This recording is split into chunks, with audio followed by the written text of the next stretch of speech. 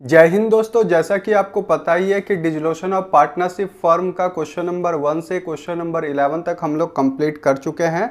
दोस्तों आज question number 12 देखेंगे। वीडियो को शुरू करने से पहले एक रिक्वेस्ट है, अगर आपने अभी तक हमारे चैनल द कॉमर्स वर्ल्ड को सब्सक्राइब नहीं किया है प्लीज़ सब्सक्राइब कीजिए और बेल आइकन पर क्लिक कर लीजिएगा। जो भी वीडियो मैं डालूँ उसका नोटिफिकेशन अपडेट आप तक सबसे पहले पहुँच सके इसलिए, और दोस्तों में अपने शेयर कर दिए ताकि उन तक भी ये लाभ पहुँच सके। दोस्तों आपका क्वेश्चन नंबर 12 मैं पढ़ देता हूं। आपके स्क्रीन के सामने क्वेश्चन नंबर 12 नजर आ रहा होगा। यहां पर लिखता है ABC are partner who share profit and loss in the ratio of 3:2:1 on 31 December 1999। Date आपका बुक में कुछ और होगा, उससे घबराए नहीं, आपका क्वेश्चन आगे सेम है। The position of the firm was as follow. आपका लिखता है यहाँ पर जो बैलेंस शीट है वो नीचे दिया गया है। वो बैलेंस शीट में लाइबिलिटी साइड में आपका क्रेडिटर है, बीपी है, ए का लोन है, रिजर्व फंड है, कैपिटल है। तो दोस्तों यहाँ पर क्रेडिटर जो है रियलाइजेशन अकाउंट में आएगा, बिल पेबल भी रियलाइजेशन अकाउंट में आएगा। ए का लोन का अकाउंट जो है पार्टनर्स का लोन के लिए एक अलग से अकाउंट हम लोग बनाते हैं, यहाँ पर बना लेंगे एक का लोन अकाउंट। रिजर्व फंड हमारा बटेगा कहाँ पर? पार्टनर्स कैपिटल अकाउंट में। कौन सा रेशियो में? 3:1 में। और दोस्तों यहाँ पर जो कैपिटल दिया गया है वो ट्रांसफर होगा कैपिटल अकाउंट में। उसके बाद आपका एसेट साइड में देखिएगा तो आपको कैसेट बैंक मिलेगा, उसके लिए मैंने एक अलग अकाउंट बनाया बैंक अकाउंट। और उसके बाद स्टॉक दिया गया है तो स्टॉक यहाँ आएगा रियलाइजेशन अकाउंट में। डेटर भी आएगा रियलाइजेशन अकाउंट में, प्रोविजन उसमें माइनस करके दिया गया है। और ज्वाइंट लाइफ पॉलिसी भी आएगा रियलाइजेशन अकाउंट में, और प्लांट एंड मशीनरी दिया गया है। उसके बाद कुछ एडिशनल इंफॉर्मेशन है जो कि आप देख सकते हैं, आपके स्क्रीन के सामने नजर आ रहा होगा। The firm was dissolve on 1 जनवरी 2000। यहाँ पर फर्म को क्या किया गया है? डिसॉल्व किया गया है। और लिखता है joint life insurance policy was taken over by A at 10,000 rupees. तो दोस्तों यहाँ पर लिखता है JLP जो था वो टेकन ओवर किया जा रहा है ए के द्वारा 10,000 रुपया में, जो कि 8,000 का ज्वाइंट लाइफ पॉलिसी था। और उसके बाद लिखता है 36,000 were realise from stock. Stock जितना का भी था उससे हम लोग को रियलाइज कितना का हुआ है, कितना रुपया हुआ है? 36,000 रुपये। उसके बाद लिखता है 29,000 फ्रॉम डेटर। डेटर से कितना रियलाइज हुआ? 29,000। उसके बाद प्लांट एंड मशीनरी से कितना रियलाइज हुआ? 27,000। आपके बुक में अगर कुछ और होगा तो उस हिसाब से आप बनाइएगा, लेकिन क्वेश्चन जो बनेगा सेम पैटर्न से बनेगा। और उसके बाद लिखता है ऑन। ये बहुत इंपॉर्टेंट पॉइंट है क्योंकि क्वेश्चन इसी पर डिपेंड करता है बनेगा या नहीं बनेगा। तो on bill for ₹1400 discounted in advance was dishonoured. दोस्तों 11 क्लास में बिल ऑफ एक्सचेंज में आप डिसऑनर्ड के बारे में पढ़े होंगे, उसके लिए क्या जनरल एंट्री होता होगा आपको पता ही होगा। नहीं पता है तो मैं यहाँ पर बता देता हूँ। जैसे मान लीजिए एक बिल आपको मिला और आप जाके बैंक से बट्टा करवा लिए। बट्टा का मतलब डिस्काउंटेड करवा लिए। डिस्काउंटेड कराने के बाद आपको पैसा मिल गया होगा।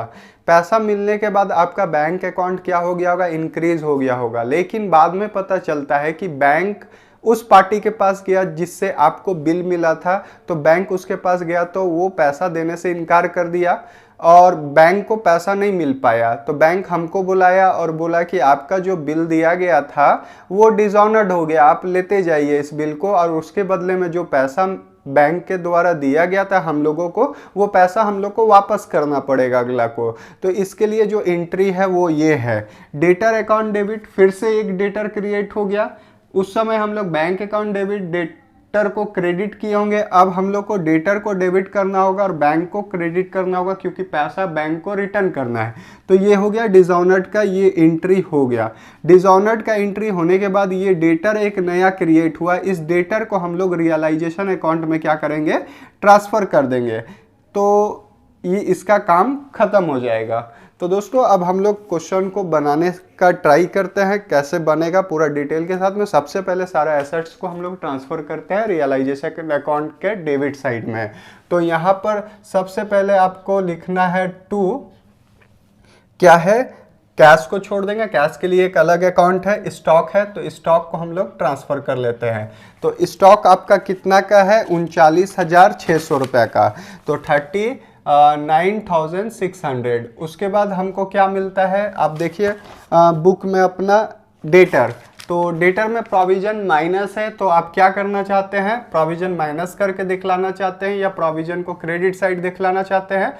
क्रेडिट साइड दिखलाइए तो ज़्यादा अच्छा रहेगा। इधर हम फुल डेटर को दिखला देते हैं। तो डेटर कितना का है आपका बुक में, 30,000 का, और इस 30,000 में आपका प्रोविजन जो है वो माइनस किया गया है, माइनस इधर हो रहा है, तो इसका मतलब वो क्रेडिट साइड जाएगा। इधर लिखना होगा प्रोविजन फॉर डॉटफुल डेट या प्रोविजन फॉर डेटर। तो प्रोविजन फॉर डेटर कितना का है, 2,000 का, तो इधर लिखेंगे 2,000। लिखने के बाद में आपका आगे जब देखिएगा तो उसके बाद आपको मिलेगा एक ज्वाइंट लाइफ पॉलिसी, तो हम लोग उसको भी ट्रांसफर करके लेके आते हैं। JLP हम लोग शॉर्ट फॉर्म में लिखते हैं, कितना का JLP है, 8,000 का, उसको भी लिख दिए हम लोग। उसके बाद क्या मिलता है, प्लांट एंड मशीनरी 87,400 का, तो हम लोग यहाँ पर लिख देते हैं प्लांट एंड मशीनरी 87,400 रुपये का। दोस्तों यहाँ पर सारा एसेट साइड का जो वैल्यू रियलाइजेशन में आना चाहिए सारा ट्रांसफ़र हो चुका है। अब हम लोग देखेंगे लाइबिलिटी साइड। तो लाइबिलिटी साइड में क्या क्या है, क्रेडिटर है, तो क्रेडिटर को हम लोग सबसे पहले लिख देते हैं। तो यहाँ लिखते हैं क्रेडिटर, तो क्रेडिटर कितना का है, 30,800 का है। उसके बाद हम लोग को क्या मिलता है, बिल पेबल, तो यहाँ पर लिख देते हैं बिल्स पेबल, कितना का बिल पेबल है आपका, 7200 रुपये का, 7,200 रुपये का। उसके बाद क्या है, अब देखिए ए का लोन का अकाउंट, तो यहाँ पर ट्रांसफ़र आपको करना है, लगे हाथ हम लोग कर भी देते हैं। तो लोन जो है वो लाइबिलिटी है, लाइबिलिटी का नेचर क्रेडिट होता है, इसलिए हम लोग क्रेडिट साइड में लिखेंगे by balance BD। Opening balance कितना है लोन का, तो लोन है 20,000 का, तो हम लोग लिख देते हैं यहाँ पर क्योंकि भूले नहीं बाद में। उसके बाद एक रिजर्व मिलता है, रिजर्व को हम लोग को ट्रांसफ़र करना है कहाँ, पार्टनर्स कैपिटल अकाउंट में हम लोग लिख देते हैं। हम लोग के पास रिजर्व फंड एक पड़ा हुआ है, कितना का, 24,000 का, जिसे इस रेशियो में डिस्ट्रीब्यूट करना पड़ेगा। ठीक है, अब यहाँ पर कैपिटल दिया गया, तो यहाँ पर कैपिटल नहीं आता है। अब एडिशनल इंफॉर्मेशन हम लोग पढ़ते हैं, उसके अनुसार हम लोग सारा काम को करते हैं। तो सबसे पहले हम लोग को लिखा गया था कि ए जो है जॉइंट लाइफ पॉलिसी को टेकन ओवर करेगा, तो हम लोग क्या कर लेते हैं, इसको ट्रांसफ़र कर लेते हैं बाय एज कैपिटल अकाउंट। क्या टेकन ओवर कर रहा है, joint life policy taken over, कितना में टेकन ओवर कर रहा है, 10,000 रुपया में। ठीक है, उसके बाद लिखता है कि स्टॉक को 36,000 रुपया में रियलाइज किया गया, बेचा गया, तो कितना मिला, 36,000। तो बैंक अकाउंट हम लोग लिखते हैं, बैंक में ट्रांसफ़र करना होगा सारा पैसा। तो स्टॉक को सबसे पहले हम लोग क्या करते हैं, बेचते हैं। स्टॉक को बेचने के बाद आपको मिला है 36,000, स्टॉक था 39,600 का। उसके बाद डेटर का जो रियलाइज वैल्यू है 29,000 है, तो हम लोग यहाँ पर लिख देते हैं डेटर। तो डेटर कितना में बिक गया, 29,000 रुपये में। उसके बाद प्लांट जो है वो कितना में बिका, प्लांट एंड मशीनरी 27,000 रुपया में। सारा कुछ बिक चुका है। बिकने के बाद हमारे पास कितना पैसा आया, 92,000, और पहले से हमारे पास कैश भी है बैंक में 7,000 रुपये का। तो इतना करने के बाद उसके बाद हम लोग को सारा लाइबिलिटी का पेमेंट करना होगा, तो लाइबिलिटी का हम लोग पेमेंट कर लेते हैं। तो लाइबिलिटी का पेमेंट करने का टाइम में यहाँ पर देखेंगे प्रोविजन फॉर डेटर, इसका कोई काम नहीं होता है। क्रेडिटर कितना का है, 30,800 रुपये का। तो क्वेश्चन में कुछ नहीं लिखा है, इसलिए हम लोग सारा का सारा पेमेंट कर देंगे। किसको करना है, क्रेडिटर को। तो क्रेडिटर का कितना रुपया है, 30,800 रुपया हम लोग पेमेंट कर दिए क्रेडिटर का। उसके बाद क्या है, बीपी है, तो बीपी का भी हम लोग क्या कर लेते हैं, पेमेंट कर देते हैं। यहाँ पर लिख देते हैं बीपी। बीपी कितना का है, 7200 रुपये का। इसके बारे में भी कोई भी एडिशनल इंफॉर्मेशन नहीं दिया गया है क्वेश्चन में। तो उसके बाद इतना काम करने के बाद आपको याद होगा कि एक बिल था जो कि डिसऑनर्ड हो चुका है। तो डिसऑनर्ड कितना का बिल हुआ है, 1400 रुपये का बिल आपका क्या हो गया है, डिसऑनर्ड हो चुका है। तो डिसऑनर्ड होने के बाद आपको बैंक को पैसा रिटर्न करना था, जो कि हम लोग कर चुके हैं। देखिए जनरल एंट्री में 1400 रुपये का एक एंट्री किए होंगे, जिसमें हम लोग बैंक को पैसा रिटर्न कर दिए, जिससे हमारा बैंक अकाउंट क्या हो गया होगा, डिक्रीज, कम हो गया होगा। उसके बाद जो डेटर आया उसको कहाँ ट्रांसफ़र कर देंगे, रियलाइजेशन अकाउंट का किस साइड, डेबिट साइड। तो यहाँ पर आपको लिखना होगा डेटर। डेटर लिखने के बाद में एडिशनल लिख दीजिएगा, क्योंकि ये डिसऑनर्ड जब हुआ होगा तो जो डेटर क्रिएट हुआ होगा वही वाला 1400 का लिख रहे हैं हम लोग। तो ये यही एक इम्पॉर्टेंट काम था। 1400 यहाँ आपको दिखला देना है और एक 1400 रुपया बैंक का क्रेडिट साइड दिखला देना है, क्योंकि पैसा उतना बैंक को हम लोग को देना पड़ गया, डिसऑनर्ड होने के कारण ये घटना घटा है। इतना काम करने के बाद आपको क्या करना है, सारा का कैलकुलेशन करना है। जब आप ये दोनों साइड जोड़िएगा तो आपका डेबिट साइड बड़ा होगा 2,04,400। तो आपको इधर भी लिख देना 2,04,400 और यहाँ से लेकर के यहाँ तक आपको जोड़ना है। जोड़ने के बाद आपको माइनस कर लेना है कितना में, 2,04,400 में। तो आपके हाथ में बचेगा 62,400 रुपया। ये आपके लिए लॉस है, क्योंकि डेबिट साइड आपका बड़ा है। तो लॉस ट्रांसफर टू कौन सा अकाउंट, कैपिटल अकाउंट आपको लिखना होगा। और ए, बी और सी का अकाउंट में कौन सा रेशियो में ट्रांसफर करना होगा, 3-2-1। जब आप 3-2-1 में इसको डिस्ट्रीब्यूट कीजिएगा तो 31,200 इसका आएगा, 20,800 इसका आएगा और इसका 10,400 आएगा। इतना काम तो आप खुद ही कर सकते हैं, क्योंकि ऐसे ही आप बीकॉम में तो नहीं पहुंचे होंगे। कैलकुलेशन तो आपको पता ही होगा, रेशियो के हिसाब से आपको निकाल देना है। 3/6, 2/6 और 1/6, ठीक है। इंटू कर दीजिएगा 62,400 में, तो आपका ये तीनों का निकल जाएगा। कितना आसानी से हम लोग रियलाइजेशन अकाउंट बना चुके हैं। अब हम लोग क्या बनाएंगे, पार्टनर्स कैपिटल अकाउंट। तो सबसे पहले कैपिटल देखिए कितना कितना बैलेंस दिया गया है, तो उसको हम लोग ट्रांसफर कर लेते हैं। तो सब लाइबिलिटी साइड में है, इसलिए आपको क्रेडिट नेचर का होगा। तो इस साइड में ओपनिंग बैलेंस साइड में आपको सारा कैपिटल को ट्रांसफर करके लेके आना है। ए का कितना हज़ार है, 40,000, बी का है 32,000, सी का है 16,000। तो सारा ट्रांसफर हो गया। इतना ट्रांसफर करने के बाद में आपको बैलेंस शीट में रिजर्व को देख लेना है, क्योंकि रिजर्व हम लोग भूल जाते हैं। 24,000 का रिजर्व है, जिसे 3-2-1 में इसको भी डिस्ट्रीब्यूट आपको कर देना है। तो हम लोग इसको भी डिस्ट्रीब्यूट कर देते हैं बाय रिजर्व फंड। 24,000 रुपए को 3-2-1 में डिस्ट्रीब्यूट करना है। 12,8,4 आएगा, मतलब 12,000 इसका ए का और 8,000 इसका मतलब बी का और 4,000 सी का। ट्रांसफर हो गया। इतना काम तो हो गया। उसके बाद आपको आ जाना है रियलाइजेशन अकाउंट में और देखना है एबीसी का कहाँ कहाँ नाम है।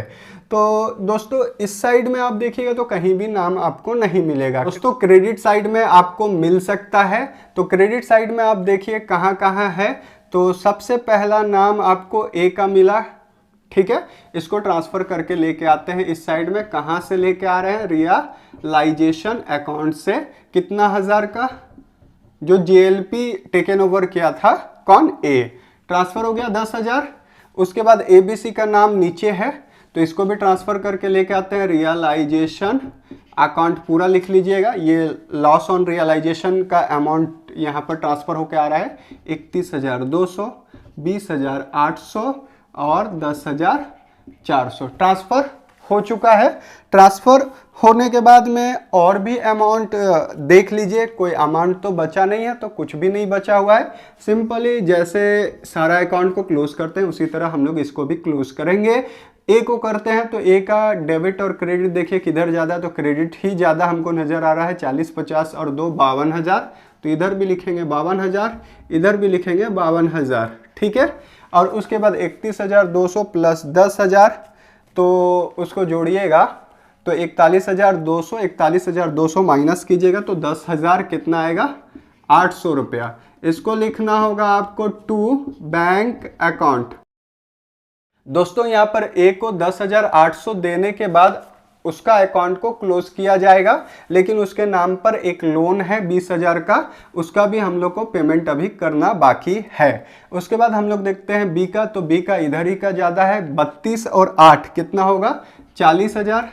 इधर भी 40,000 आपको लिखना है। 40,000 में 20,800 माइनस करना है, आपके हाथ में आएगा 19,200 बैलेंस में। इसको भी पैसा हम लोग को देना पड़ेगा, ठीक है।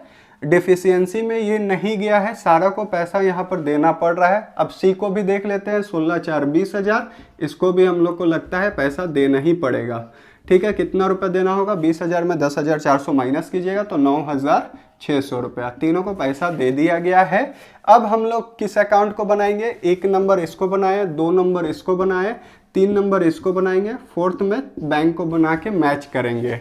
तो यहाँ पर 20,000 इसको दे देते हैं लगे हाथ। तो यहाँ पर आपको क्या लिखना है, बैंक अकाउंट, कितना रुपया पेमेंट करना है, 20,000, तो एक जीरो ज़्यादा हो गया तो इसको 20,000 लिख देते हैं। 20,000 पेमेंट हो गया, 20,000, ठीक है, पेमेंट हो गया, क्लियर हो गया, एक हिसाब किताब क्लोज। अब हम लोग बैंक अकाउंट बना के मैच कर लेते हैं कि हमारा सारा आंसर जो लाए हैं वो सही है या नहीं है। तो सबसे पहले बैंक का बैलेंस देखिए, कितना बैलेंस है, तो 7,000 का बैलेंस आपको शो होगा बैलेंस शीट में, टू बैलेंस BD, क्योंकि एसेट साइड होता है। 7,000 लिख दिए। अब आपको क्या करना है, रियलाइजेशन अकाउंट में आना है, उसके बाद बैंक को देखना है डेबिट में। तो डेबिट साइड में किधर है, 30,800, 7,200, ये दोनों आपको नज़र आया होगा।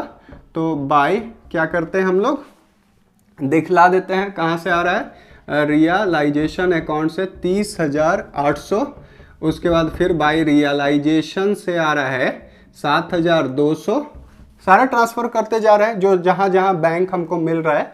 क्रेडिट साइड में देखिए किधर है, तो 92,000 का है, तो इसको डेबिट साइड में लिखिए टू रियलाइजेशन अकाउंट, कितना का, 92,000 का।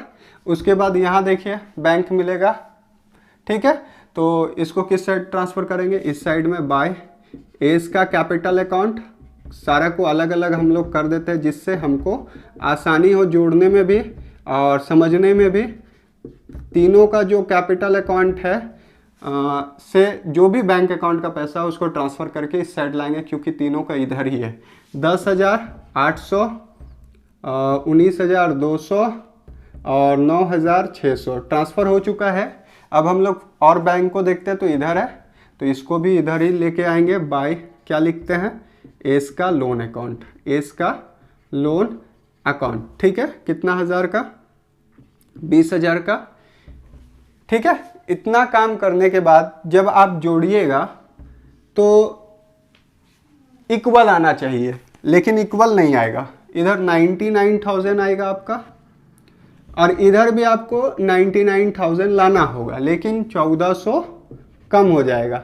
दोस्तों ये वही 1,400 रुपया है जो कि बिल को डिस्काउंट करवाए थे बैंक से, और बाद में पता चला कि बैंक हमको बोला कि आपका जो बिल दिए थे आप हमको, वो डिसऑनर्ड हो गया, उसके बदले में हमको पैसा रिसीव नहीं हुआ, इसलिए हमारा पैसा को वापस कीजिए और अपना बिल को लेके चले जाइए। तो जो डेटर से हम लोग बिल लिए थे वो इनकार कर दिया, बैंक को पैसा नहीं दिया, इसके चलते डिसऑनर्ड हुआ। इस डिसऑनर्ड के बदले हम लोग को उसको 1,400 रुपया देना पड़ गया, वही पैसा वो है। तो आपको यहाँ पर क्या लिखना होगा, बाय किसके कारण ये कहानी हो गया, डेटर के कारण, तो बाय डेटर अकाउंट आपको यहाँ पर लिख देना है और इसको क्लोज कर देना है। 99,000 आपका आ जाएगा। इस तरह से हम लोग क्वेश्चन नंबर 12 बड़ी ही आसानी से बना चुके हैं। अगले वीडियो में हम लोग क्वेश्चन नंबर 13 देखेंगे, इसलिए हमारे चैनल को प्लीज़ सब्सक्राइब करें, सपोर्ट करें, लाइक करें। नहीं समझ में आया होगा, अच्छा नहीं लगा होगा तो डिसलाइक भी कर सकते हैं। तो दोस्तों मिलते हैं नेक्स्ट वीडियो में, तब तक के लिए जय हिंद।